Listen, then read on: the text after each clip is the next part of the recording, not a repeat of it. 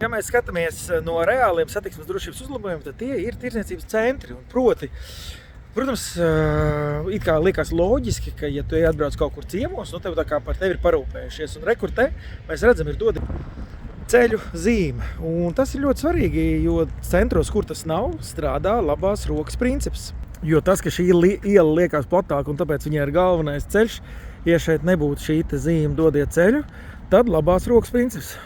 Automašīnai, kas grieztos ārā, būtu priekšroks. Un tā, diemžēl, daudzos centros notiek negadījumi. Te arī, kur dodiet ceļu, izbraucam un viss skaidrs. Otra lieta, ar ko grēko, ir vieta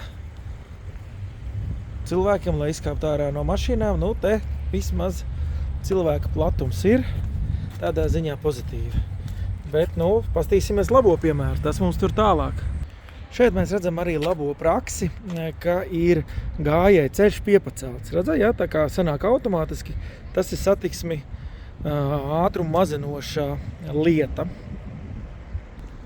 Tas gan nav Latvijas standartā, bet labā praksa tomēr ir likt ieliekt tās zīmes, lai zina, kur var iet un kur nevar braukt.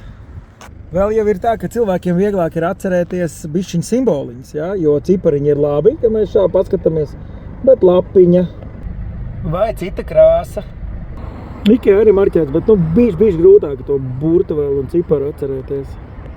Pats galvenais jau ir šitas, kur mēs varam redzēt ļoti plats stāvvietas. Tas ir tā, kā vajag būt. Kur te varam redzēt ļoti, ļoti plats ceļš.